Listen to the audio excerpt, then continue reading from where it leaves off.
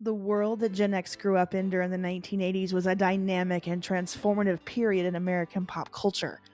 It was marked by a vibrant and eclectic mix of trends, movements, and influences across various domains like music, fashion, television, film, and technology. 1980s fashion was known for its bold and flamboyant styles, neon colors, oversized accessories, and extravagant clothing. But when we entered the 90s, that pop culture changed drastically. And as Gen X entered college and the workforce, the marketing that targeted this young generation was spearheaded by a man who used his love of 1960s counterculture to influence young Xers.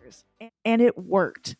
In October 1994, a fragrance was launched that was specifically made for and targeted at Generation X.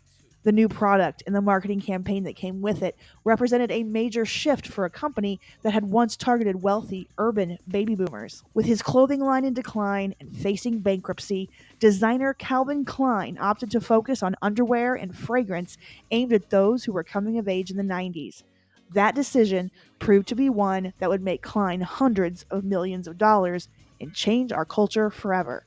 This new Gen X fragrance, known as CKOne, was so popular when it hit the market, it made the company more than $5 million in the first 10 days. At its height, Calvin Klein was selling 20 bottles of the fragrance every minute and bringing in $90 million in annual sales. This is the story behind the brand and its disturbing marketing campaigns that had us all smelling the same in the 1990s.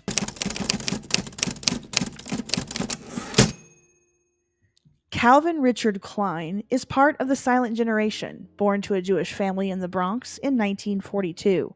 The son of immigrants from Hungary and modern day Ukraine, Klein attended the High School of Art and Design in Manhattan and entered the fashion industry in 1968 when he launched his company thanks to a cash investment from his childhood friend, Barry K. Schwartz. Klein got his first big break that same year when a buyer from Bonwit Teller accidentally got off the elevator on the wrong floor and noticed Klein's architectural coats and dresses in the small showroom he had set up in Manhattan.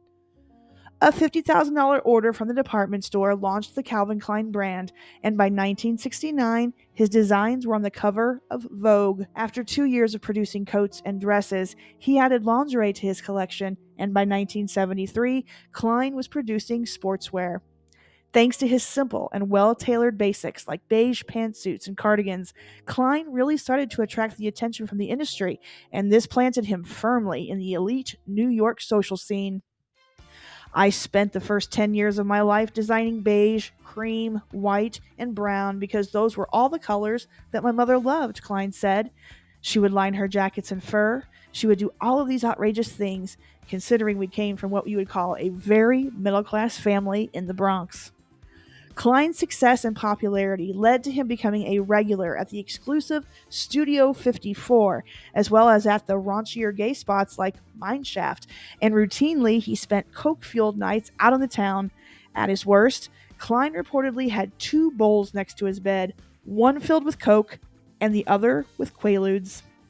The designer had become a celebrity with access to the most elite clubs and designer drugs in New York.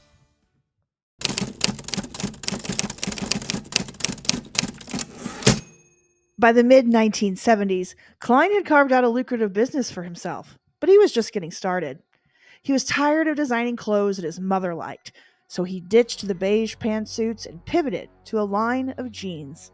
They were an immediate hit in 1978, with Klein selling 200,000 pairs in the very first week they were on sale. And this is when Calvin Klein struck his very first licensing deal, as he was one of the very first designers to recognize and understand the power of branding.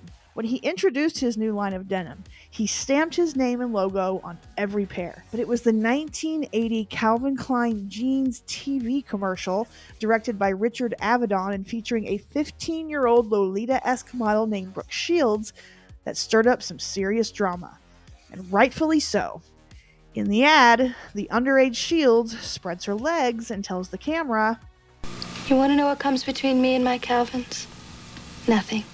This ad sparked a furor and was subsequently pulled by all three networks. Shield had already played an underage sex worker in the movie Pretty Baby when she was just 12 years old, which didn't help when it came to the outrage around the Calvin Klein commercial. But shockingly, this ad campaign made the Calvin Klein brand go absolutely nuclear. It was the first major milestone in Klein's controversial marketing strategy, and it boosted sales. Klein declared that jeans are sex and was unremorseful about the ad that featured a teenage girl. His personal income at this point passed $8.5 million per year, and Klein made it clear the tighter the jeans are, the better they sell. Klein's series of racy jeans commercials were followed by a 1982 ad campaign for men's underwear. Klein was bored with the blandness of industrial products that had been filling up men's underwear doors for decades, and he wanted to sexualize the undergarment on the world stage. Step 1 was Klein's innovation of the logo band, which would eventually become a 1-inch thick advertising space as jeans got baggier and waistbands got lower. After coming up with the design, Klein was out driving in Los Angeles and he spotted Brazilian Olympic pole vaulter Tom Hittenhouse running on Sunset Boulevard, so he pulled over to ask if he'd ever modeled. Cut to a few months later, and Hittenhouse was the star of Klein's first underwear ad campaign, shot by photographer Bruce Weber, which featured a giant print ad of Hittenhouse's bulge looming over Times Square. The photo, which Weber described as liberating male sexuality, was so popular that people would smash bus shelter advertising windows just so they could take the poster home. By 1985, Klein's name and underwear would make it into the movie Back to the Future thanks to a mix-up about Marty McFly's real name and the 1950s practice of writing your name in your drawers. I've never seen purple underwear before, Calvin. Calvin, why do you keep calling me Calvin? Well, that is your name, isn't it? Calvin Klein?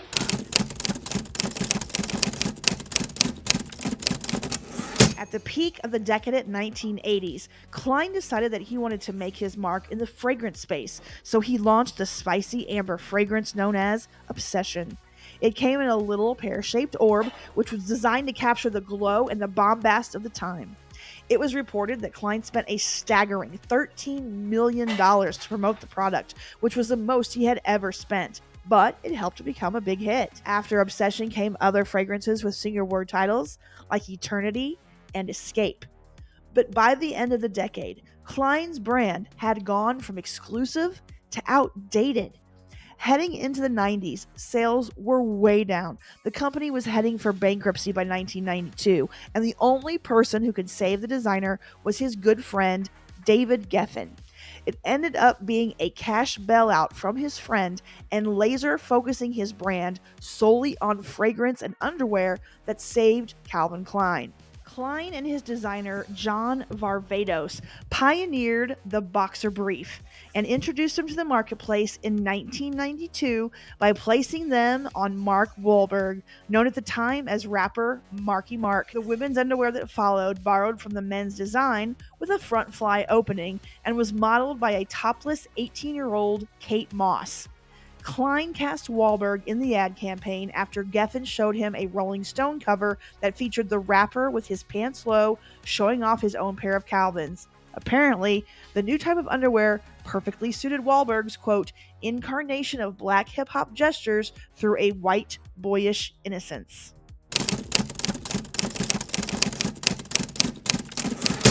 Underwear sales helped keep Calvin Klein afloat in 1992 while they were facing financial trouble. The brand managed to reinforce its relevance by positioning itself at the forefront of the burgeoning Gen X culture, with Klein's latest version of shock value going from underage models to androgyny and nudity. There was also the 1993 introduction of CK, a lower-priced, youth-oriented line. But while the underwear ad campaign featuring Wahlberg and Moss rejuvenated the Calvin Klein brand, it wasn't until 1994 that it entered cult status. This is when he introduced Gen X to his new fragrance, CKOne. It was simple, it was androgynous, with a marketing campaign that told us it was a, quote, new fragrance for a man or a woman. And this right here is the ridiculous, eye-rolling, frustrating, and disturbing reason we all smelled the same in the 90s. Progressive politics, and the birth of gender-neutral marketing. Yes, this crap was going on 30 years ago. Turns out, overtly sexualized advertising campaigns are not a recent development. Sexy one.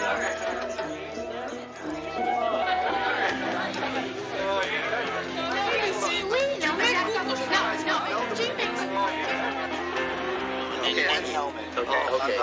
Do you like cheesecake? CKOne. You do? One for all. CK1. A fragrance from Calvin Klein. What does it all mean? The CK1 launch pushed provocative imagery and a rejection of gender norms onto a young Generation X. Gone were the days of separate marketing towards men and women. Now, we were all the same.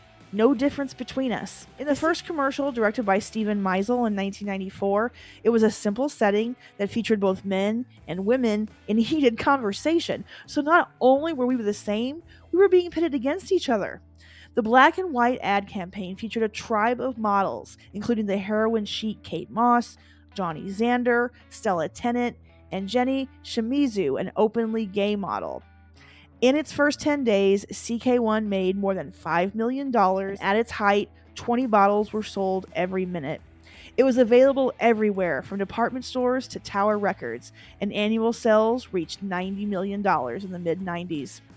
CK1 was openly marketed as the first unisex fragrance, and it was meant for androgynous slackers that slouched around in one another's thermals and plaids, that slunk into work in skinny black pantsuits over ribbed tanks, and believed in combat boots for all seasons. The fragrance was billed as one for all, and this was no accident. This unisex fragrance with a whiff of cynicism was very Gen X, and it was the result of an extensive study that Klein conducted on what would appeal to this particular disaffected consumer group. The perfume itself featured top notes of bergamot and lemon, mandarin, fresh pineapple, papaya, cardamom, green tree accord, and heart notes of florals like violet, rose, lily of the valley, plus bottom notes of green tea, oak moss, cedar wood, and sandalwood. It truly was a fragrance for everyone, and that met quite a bit of criticism. One reviewer wrote that CK1 was so intent on being gender neutral from a perfume aesthetics perspective that it literally comprised notes that act to neutralize each other, making the most anonymous and androgynous of beige pleasantries ever smelled at the time. But that was actually the point. CK1, like Gen X, didn't want to draw attention to itself. And then there was that bottle, a frosted glass flask with the architectural initials CK etched on the front with a screw on top. It looked like cheap liquor that you could keep in your back pocket, and it was dressed down with that minimal CK look. Combined with Meisel's black and white ad campaign, which was inspired by a 1969 Richard Avedon photograph of Andy Warhol and the denizens of his studio space known as the Factory, Klein says that he wanted to, quote, capture a liberal and rebellious attitude, featuring unique people for their new anti-perfume. Okay, quick side note on the inspiration for the CK1 ad campaign. This photo that inspired the look featured full frontal nudity and the inclusion of Candy Darling, a transsexual who appeared in Warhol's films.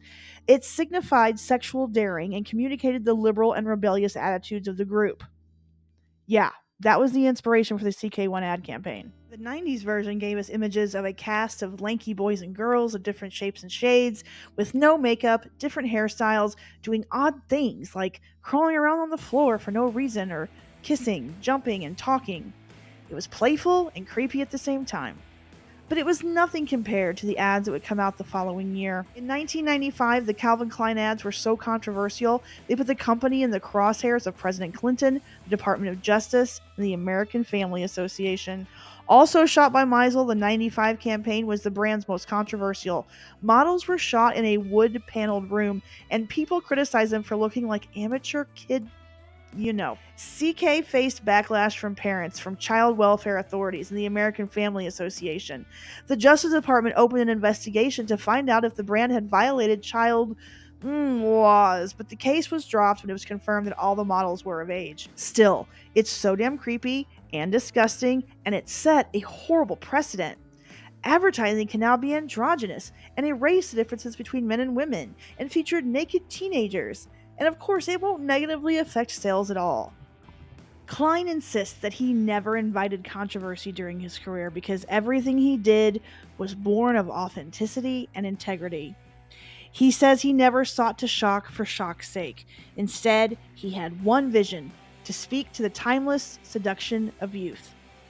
Those fiercely creative individuals who answer only to themselves.